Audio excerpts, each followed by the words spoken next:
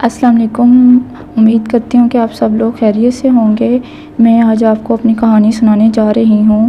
میرا نام زرینہ خان ہے اور میری عمر 27 سال کے قریب ہوگی۔ میرا تعلق کوئٹہ کے ایک پٹھان خاندان کے ساتھ ہے۔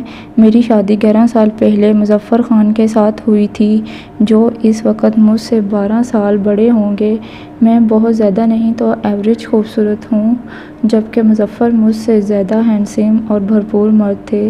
میں اس وقت بھی کافی حد تک پرکشش جسم کی مالک ہوں، جبکہ مظفر مجھ سے زیادہ بڑی عمر کے معلوم ہوتے ہیں۔ کوئی بھی ہم دونوں کو دیکھ کر یہ نہیں کہہ سکتا کہ میں ان کی بیوی ہوں۔ مظفر ایک سرکاری ملازم ہیں۔ ان کی پوسٹنگ شروع سے ہی کوئٹہ میں ہو رہی ہیں۔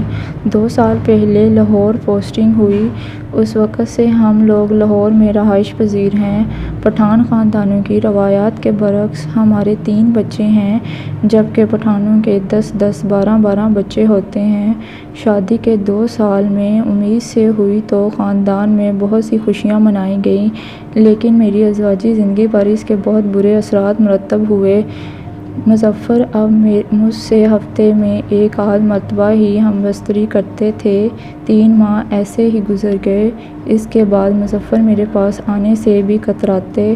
میں کبھی کبھی دیے لفظوں میں ان سے ان کی بے رخی پر احتجاج کرتی تو کہتے تم امید سے ہو، ایسا کرنے سے بچہ ضائع ہو سکتا ہے، کچھ مہینوں ہی کی تو بات ہے، پھر سب ٹھیک ہو جائے گا۔ آخر 9 ماہ گزر گئے اور میں ایک خوبصورت بچے کو جنم دیا۔ 1.25 مہینہ گزرنے کے بعد مظفر سے میرے ساتھ ہم بستری کرنے لگے، مگر ان سے پہلے جیسا جوش نہیں تھا۔ ان کی طرف سے جوش میں کمی تو میں بہت محسوس کر رہی تھی، لیکن کچھ نہ کر سکی۔ مزید کچھ عرصہ گزرا اور ہمارے ہاں 2 مزید بچے پیدا ہو گئے، جبکہ ہم میاں بیوی کے درمیان مزید دوریاں پیدا ہوتی گئیں، جس کی وجہ سے میں گھر میں ہی گھٹن محسوس کرنے لگی۔ ایسے ہی ہماری شادی کو 9 سال کا عرصہ گزر گیا۔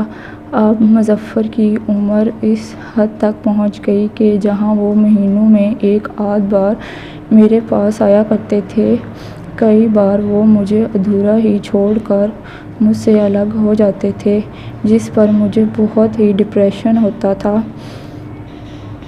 گھٹن محسوس ہوتی تھی۔ ایک دن مظفر گھر آئے تو بہت پریشان تھے۔